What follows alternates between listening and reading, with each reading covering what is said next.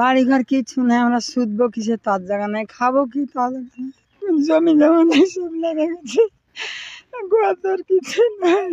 আমাদের এই নদী ভাঙ্গন বিগত 14 বছর যাবৎ এই নদী ভাঙ্গনের ক্রমণে এই সর্বনাশা নদী আমাদেরকে বছরে বছর আর কি 200 গজ করে অন্তত ভাঙতে ভাঙতে আজ পর্যন্ত এখানে 2.5 থেকে 3 কিলোমিটার আর কি নদী ভাঙ্গন এসে এই বিগত এই নদীর জলধারা যেটা দেখতে পাচ্ছি এবং সামনে যে স্থানগুলো আমরা দেখতে পাচ্ছি ওই তার ওপাশে নদী ছিল।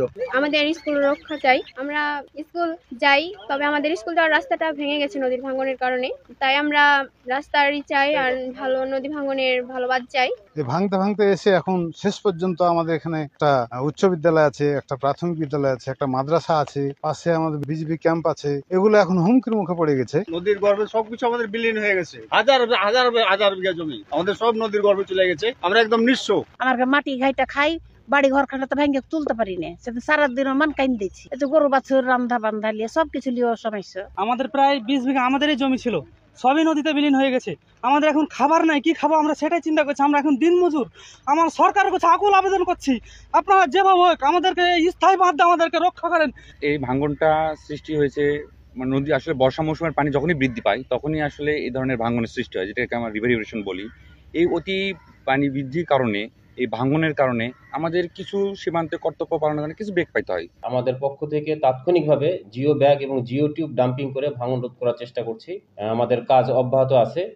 যদি ঠিকমতো আমরা সার্ভে করে যদি ডাম্পিং করতে পারি, আশা করছি এই বর্তমান যে ভাঙন আছে সেই ভাঙন থেকে ক্যাম্প সাময়িকভাবে রক্ষা করা সম্ভব হবে। এছাড়াও আমাদের একটি ডিপিপি প্রণয়ন করা আছে, সেই ডিপিপিতে পোলাডাঙ্গা বিওপি ক্যাম্পের পার্মানেন্ট প্রোটেকশনটা অন্তর্ভুক্ত রয়েছে। এই ডিপিপিটি অনুমোদন হলে পরে এই ক্যাম্পটা স্থায়ীভাবে নদী ভাঙন থেকে রক্ষা পাবে।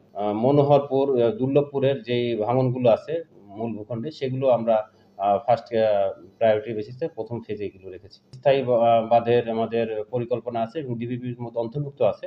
আমরা আশা করছি খুব শীঘ্রই এই ডিপিপিটা অনুমোদন হবে। এই অনুমোদন হলে পরে এই পদ্মার যে মূল ভূখণ্ডের যে লোকজনের যে দীর্ঘদিনের প্রতীক্ষা আছে যে নদী ভাঙন থেকে রক্ষা পাওয়া, সেটা তাদের ইচ্ছা পরিলক্ষিত হবে এবং আমরা আশা করছি নেক্সট বর্ষার আগেই আমরা এই ডিপিপিটা অনুমোদন করতে পারবো।